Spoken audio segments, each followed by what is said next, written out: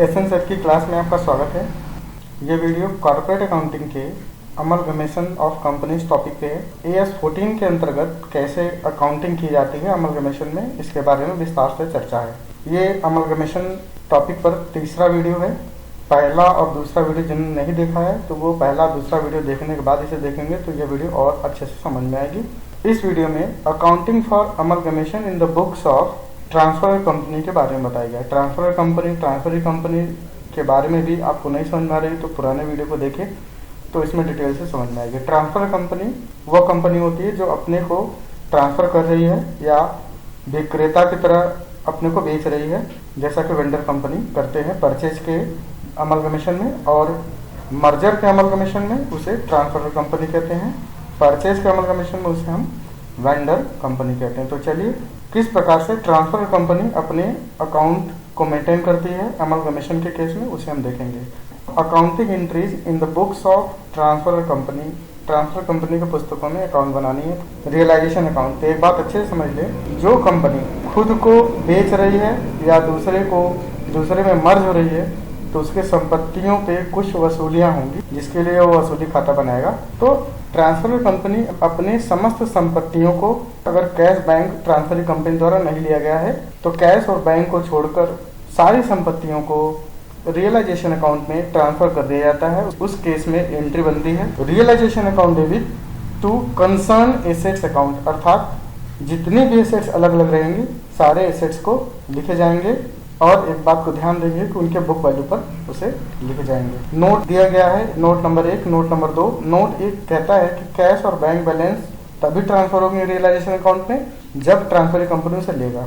Note number B क्या कहता है, gross value of assets and provisions against that are separately transfer to realisation account. Assets का gross value और provision दोनों अलग अलग ट्रांसफर होंगे। क्यों? एग्जाम्पल दिया गया है। कारण क्या है कि मान लीजिए बैलेंस डेटर्स का 20,000 है और provision for bad and doubtful debts में 10,000 है। तो आपको पता है कि डेटर्स का बैलेंस डेबिट होगा और प्रोविजन का बैलेंस क्रेडिट होगा अकाउंट में, तो उसे हम अलग अलग ट्रांसफर करेंगे।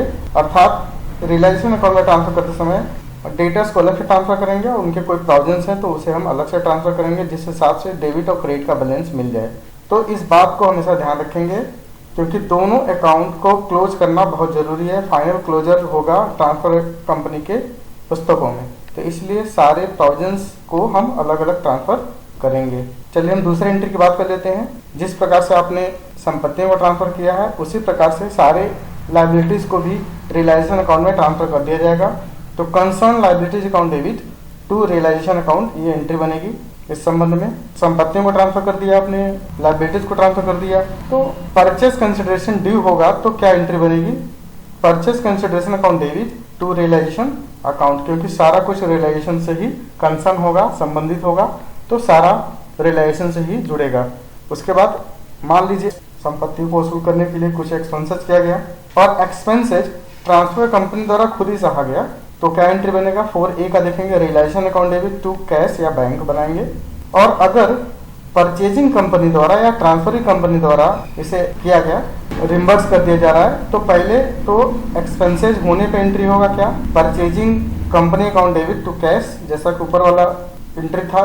जस्ट यहाँ पे रियलाइजेशन अकाउंट के जगह पे हम परचेजिंग कंपनी अकाउंट डेबिट करेंगे तो कैश करेंगे, बाद में उनसे रिम्बर्स हो जाएगा, पैसा वापस मिल जाएगा तो ये एंट्री करेंगे cash account debit to purchasing company account, जो उनसे रिसीव हो जाएगा परचेजिंग कंपनी के द्वारा। पांचवा एंट्री है, मान लीजिए कुछ संपत्तियों को ट्रांसफरी कंपनी ने नहीं लिया है और ट्रांसफर कंपनी खुद बेच रही है, तो बेचने पर क्या एंट्री होगी, कैश और bank account debit to realisation account. इसी प्रकार से मान लीजिए कोई संपत्ति ट्रांसफरी कंपनी द्वारा नहीं लिया गया है, खुद ही ट्रांसफर कंपनी द्वारा वसूल किया जा रहा है, तो क्या एंट्री बनेगी, realisation account debit to cash, क्योंकि आप पेमेंट कर रहे हैं, ट्रांसफर कंपनी की ओर से अकाउंट बना रहे हैं तो आपको पेमेंट करना होगा, तो realisation account debit to cash या बैंक होगा जो लायबिलिटी है पे करेगी। डिबेंचर नहीं लेती है ट्रांसफर कंपनी तो डिबेंचर का पेमेंट करते समय एंट्री होगी realisation account debit to cash या बैंक अकाउंट।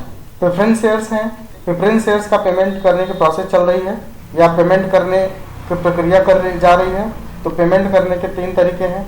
एट पार पर पेमेंट हो सकता है, ज़्यादा मूल्य पर अर्थात प्रीमियम पर पेमेंट हो सकता है, और कम मूल्य अर्थात डिस्काउंट पर पेमेंट हो सकता है। तो क्या एंट्री बनेगी? पार पर पेमेंट होगा तो क्या एंट्री बनेगी उनको ट्रांसफर करने का? Preference share capital account debit to preference share holder account, जैसे कि आप देख रहे हैं। तो अब हम बात कर लेते हैं, अगर प्रेफरेंस शेयर्स को हायर वैल्यू पे पेमेंट किया जाएगा या उनका पेमेंट भुगतान योग्य किया जाएगा हायर वैल्यू पे, तो क्या एंट्री बनेगी? Preference shares capital account debit realisation account debit, जिसमें प्रीमियम का अमाउंट लिखेंगे हम, to preference share holder account. तो आप देख रहे हैं कि रियलाइजेशन में हम प्रीमियम अकाउंट लिख रहे हैं क्योंकि प्रीमियम हमारे लिए घाटा के रूप में जा रहा है, क्योंकि एक्सेस हो रहा है, ज़्यादा पे पेमेंट कर रहे हैं। अगर हम कम मूल्य पर पेमेंट करेंगे तो हमारे लिए फायदा हो जाएगा। तो preference share capital account debit to realisation account और to preference share holders account. To realisation account में वो पैसा लिखेंगे जो लोअर बुक वैल्यू का पैसा है, अर्थात जो फायदा हो रहा है 10 रुपए का था लेकिन अब 8 रुपए पेमेंट कर रहे हैं, तो 2 रुपए का जो अमाउंट है वो रियलाइजेशन अकाउंट में लिखा जाएगा। चलिए हम 8वें एंट्री पे बात करते हैं। रियलाइजेशन अकाउंट को बंद करना पर क्या एंट्री बनेगी? अगर ट्रांसफर कंपनी रियलाइजेशन अकाउंट को बंद करने जा रही है तो या तो उसको फायदा होगा या तो उसको नुकसान होगा। तो फायदे के लिए अलग एंट्री होगी, नुकसान अगर होता है तो उसके लिए अलग एंट्री होगी। तो रियलाइजेशन पर अगर प्रॉफिट हो रहा है तो realisation account debit to equity share holders account हो जाएगा। अगर लॉस हो रहा है तो equity share holders account debit to realisation account. Equity share holder account debit to realisation account होगा, क्योंकि सारे लॉसेस इक्विटी शेयर होल्डर्स ही सहेंगे, सारे फायदे उन्हीं को ही प्राप्त होंगे।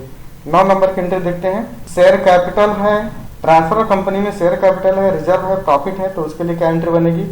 Equity share capital account debit, reserve account debit, profit and loss account debit to equity share holders account. अर्थात सारे कैपिटल, रिजर्व और प्रॉफिट को ट्रांसफर कर दिया जाएगा इक्विटी शेयर होल्डर्स के अकाउंट में। इसके अलावा कोई प्रिलिमिनरी एक्सपेंसेज है, कोई इशूइंग ऑफ शेयर्स या इशूइंग ऑफ डिवेंचर का कोई डिस्काउंट है, और प्रॉफिट एंड लॉस अकाउंट का लॉस अगर है तो उसे भी ट्रांसफर किया जाएगा। तो उसको ट्रांसफर करने की एंट्री बनेगी equity share holders account debit to preliminary expenses account, to underwriting commission account, to discount and issue of shares और debenture account, to profit and loss account, जो लॉस का ही अमाउंट रहेगा।